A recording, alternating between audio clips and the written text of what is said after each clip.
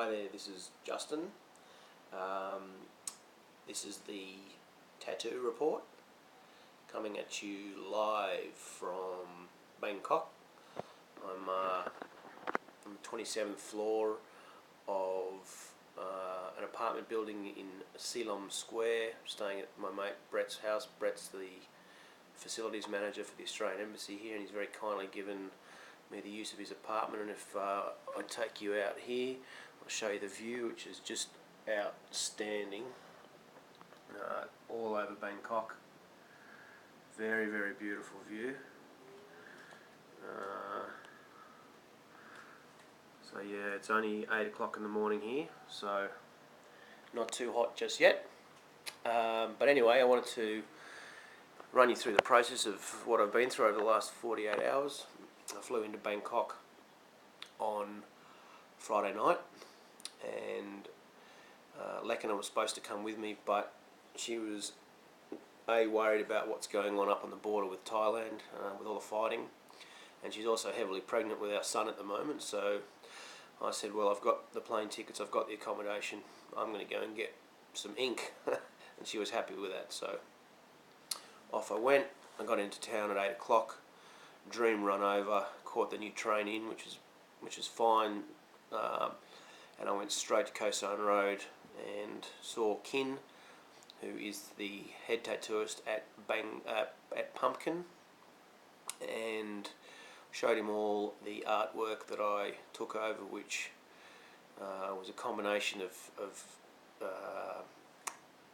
it's an apsara that I wanted to get, so it was a combination of paintings, puppets, shadow puppets, sketches, photographs of real apsara dancers. I had some photos of some other people's sleeves, which I liked in terms of the colouring and stuff. So I walked in and we sat down, and I said, look, this is effectively what I want. And he's great. He's pretty quiet, but he understands, I think, intuitively what he understood intuitively what I was, I guess, trying to get at. And he said, look, leave all this with me and come back tomorrow, and I'll have a sketch ready. So the next day I went to MBK and did a bit of shopping, and then at the allotted hour of 1 o'clock I jumped in a taxi and headed over to Koh San Road. Got about halfway and ran smack into a red shirt demonstration. There were red shirts everywhere with flags. A bit pro-Thaksin rally, so that slowed me right down. I didn't get to the shop until about 2 o'clock. I was a bit worried that he might have somebody else and it would throw all my plans out, but he was there waiting. And he had a sketch which he gave me, and to be honest, I liked it a lot, but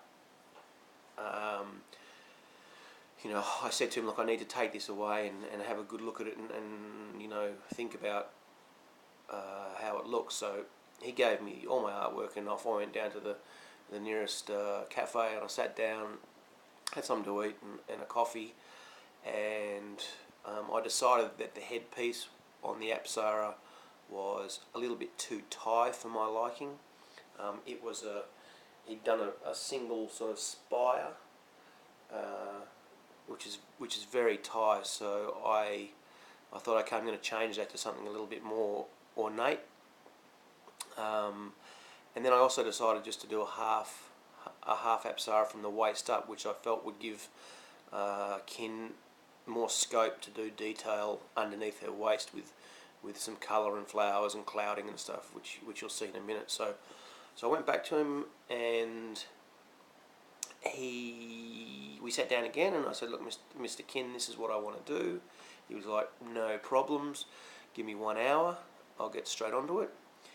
And so I went away again for an hour, came back, and boom, there was my tattoo. Now, interestingly, I actually forgot to mention to him that I only wanted to do a half, and he had stopped the new sketch at a half apsara. He'd done all the headdress and the clouding, but he'd stopped, I think, because he basically just hadn't completed it. And I said to him, look, that's it's interesting that this is where the sketch is, because that's where I want to stop it.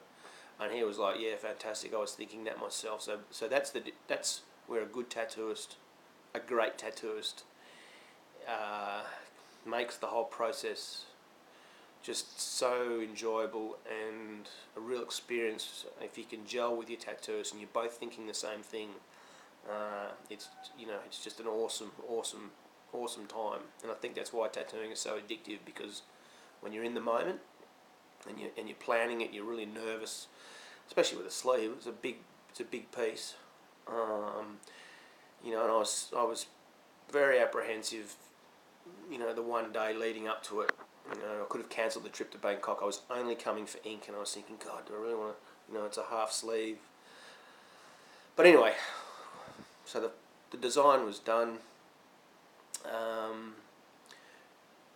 What you don't see when they do the original sketch, which is very simple, is, and it's hard to imagine how it's going to look, but you don't see what they then do with the computer, which is they get onto it, and I guess they use, I don't know, Corel Draw or something, and they add all the clouding and they add the detail, and they sharpen it up, and it just, all of a sudden you can see your tattoo, which helps a lot, because when you see the simple sketch you go, ooh, not a kid's drawing, but it's just very, very basic. And then when they fix it all up, you just go, wow, now I can see what it looks like. So we had the design. I went to the bathroom about 4 times before we actually started, because I was just pacing around going, oh, here we go, here we go, here we go. He told me it was going to take about 6 hours in one sitting, which I wanted to do. So yeah, we put it on my arm with the purple ink, which is how they stencil it on.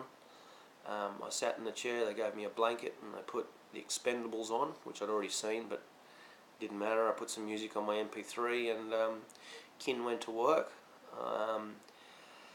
And there was a young chap who came in about halfway through, and he got himself some Thai writing, pretty much very similar to my Khmer tattoo that I had done 5 years ago, also at Pumpkin. So we were able to have a chat away. He was only like 19 or 20 and on his world tour, and he was on his way to Cambodia with his friends. So nice to get tattooed, with somebody else there doing it too. It's always fun. And then he went, and it was just me and Ken, and yeah, a lot of pain, especially when he got up onto my shoulder bone up here. That was just excruciating. I mean, it was like he was needling into the bone. It hurts up under the armpit on the inside of your bicep, but the top of the shoulder bone is just unbelievable. So for anyone that's getting a sleeve, that's the pain spot.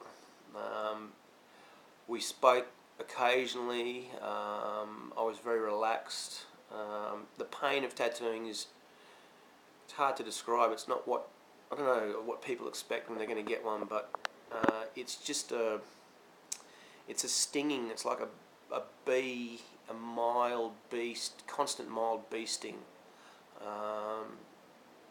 It's not unpleasant until I get up near a bone. It's just part of the process, and it's part of the ritual. So we stopped once we'd done the outline and the shading, and I went to the bathroom, and I could sort of see it, and when I saw it, it just looked huge on my arm. And I was going, oh my God, it's huge.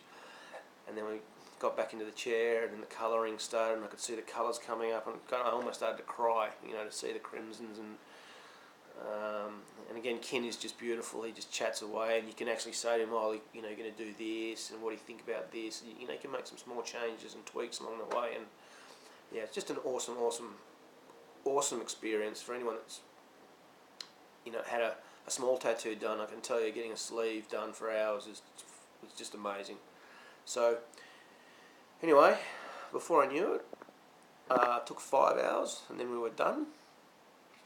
And here it is. I'll walk you through it. I have always loved apsaras from the first time I ever saw one dance in Cambodia, which I think was when I was down at Sihanoukville, and we went to John McGinley's NGO, and A bunch of his students did it, so they were actually only well, they're probably beginners, but just to see these girls moving in perfect unison, and then I saw some professional royal dancers do it, and it's just, the art is amazing, and I hope one day Grace can do it. They're heavenly protectors, and they're much revered in Khmer society.